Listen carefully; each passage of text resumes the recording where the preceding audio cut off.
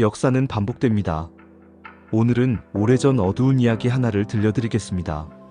1600년대 유럽의 긴 겨울밤, 바람이 문을 두드리고 사람들은 촛불 아래서 불안을 삼켰습니다. 마을 끝자락 허름한 오두막에는 혼자 사는 노파가 있었습니다. 사람들은 그녀가 약초를 다려 병을 고친다며 수군거렸습니다. 아이들이 이유 없이 열병으로 죽자 사람들의 눈빛이 변했습니다. 마녀의 악마와 거래했어. 그 불안은 분노로 바뀌었습니다. 사람들은 횃불을 들고 그녀의 문을 부수고 끌어냈습니다. 변명도 없었습니다. 재판도 없었습니다. 그녀는 화형대 위에서 비명을 질렀습니다. 그리고 사람들은 안도했습니다. 악을 없앴다고. 하지만 정말 그랬을까요? 15세기 말부터 18세기 초까지 유럽 전역에서 이런 일이 실제로 벌어졌습니다. 수만 명이 재판을 받고 처형당했습니다. 가장 극심했던 지역은 독일, 스위스, 프랑스 지방이었습니다. 흉년과 전염병이 닥치면 사람들은 이유를 설명할 수 없었습니다. 설명할 수 없는 재앙 앞에서 공포는 악마의 음모를 의심하게 만들었습니다. 그리고 누군가를 찾아내야 했습니다. 가난한 여성 혼자 사는 노파 사회에서 고립된 사람들. 이웃이 이웃을 고발했고 재판정에서는 고문으로 자백을 강요했습니다. 악마와 계약했냐? 네, 했습니다. 그 한마디가 나오면 끝이었습니다. 화형대가 준비됐습니다. 1517년 루터의 종교개혁이 시작되자 가톨릭과 프로테스탄트는 서로를 의심했습니다. 양쪽 모두 신앙의 순수함을 증명하겠다며 더 열심히 악마의 씨앗을 뽑아내려 했습니다. 종교전쟁이 이어졌고 사회는 혼란과 공포로 가득했습니다. 흑사병이 유럽을 덮쳤을 때 사람들은 이유를 설명할 길이 없었습니다. 공포가 극에 달하자 가장 약한 자들이 희생양이 되었습니다. 마녀 사냥은 단순한 미신이 아니라 사회적 불안과 권력의 필요가 만들어낸 제도적 폭력이었습니다. 1692년 아메리카 대륙의 영국 식민지 매사추세츠의 살렘 마을. 젊은 소녀들이 갑자기 발작을 일으켰습니다. 목사들은 그것이 악마의 장난이라고 믿었습니다. 두려움은 광기로 번졌습니다. 사람들은 서로를 고발하기 시작했습니다. 20명이 처형당했습니다. 살렘 마녀 재판은 미국 역사에서 집단 히스테리의 상징이 되었습니다. 오늘 우리가 마녀 사냥이라는 말을 쓰는 이유가 바로 이 사건에서 비롯됐습니다. 18세기 후반, 마녀 사냥은 점차 사라지기 시작했습니다. 계몽주의가 확산되며 이성과 합리성이 강조됐습니다. 법제도가 바뀌어 고문이 금지됐습니다.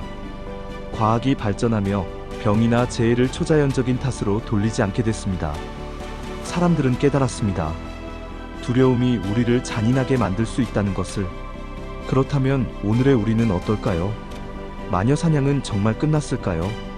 2020년대의 우리를 떠올려 봅니다.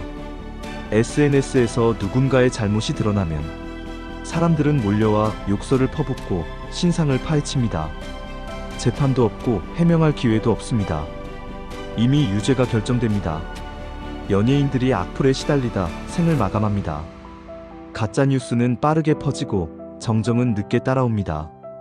하지만 누군가는 이미 삶이 무너집니다. 사람들은 분노하며 손가락질을 하고 누군가가 무너지면 안도합니다.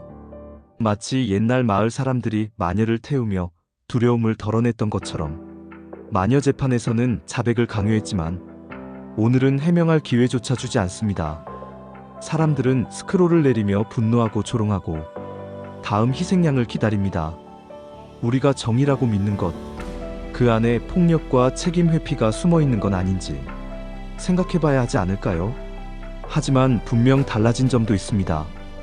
오늘의 우리는 역사를 배울 수 있습니다.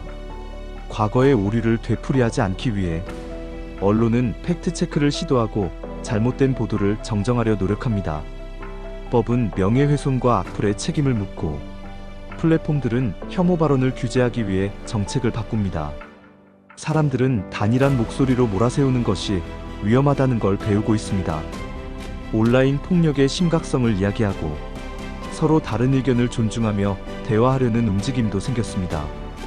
우리 스스로 감정을 통제하고 한쪽으로 쏠린 비난을 멈추자는 목소리가 커지고 있습니다.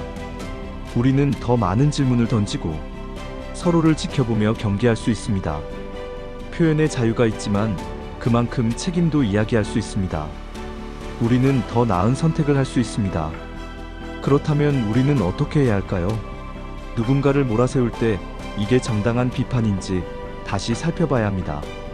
사실을 확인했는지 아니면 자극적인 제목만 보고 분노했는지, 모두가 비난할 때 나도 무심코 따라하고 있는 건 아닌지, 비판이 문제를 해결하려는 건지 단지 상대를 짓밟고 싶은 충동은 아닌지, 온라인에서 누군가를 공격하기 전 내 말이 누군가의 삶을 망가뜨릴 수도 있다는 걸 의식해야 합니다. 우리가 던진 댓글 한 줄이 누군가에게는 재판 없는 형벌이 될 수 있습니다. 불편한 의견에도 귀를 기울이고 서로 다른 이야기를 듣고 증오를 키우는 대신 대화할 수 있는 방법을 찾아야 합니다. 우리의 불안이 새로운 희생양을 찾게 내버려 두지 않기 위해 조금 더 천천히 생각하고 질문해야 합니다. 그게 우리가 같은 실수를 반복하지 않기 위해 할 수 있는 시작입니다. 역사는 반복됩니다. 마녀 사냥은 단순한 과거의 미신이 아니라 우리 안의 공포가 만들어낸 폭력이었습니다. 그리고 오늘도 다른 모습으로 여전히 존재할지도 모릅니다. 이 이야기가 여러분께 한 번쯤 생각할 거리를 드렸길 바랍니다. 판단은 여러분의 몫입니다.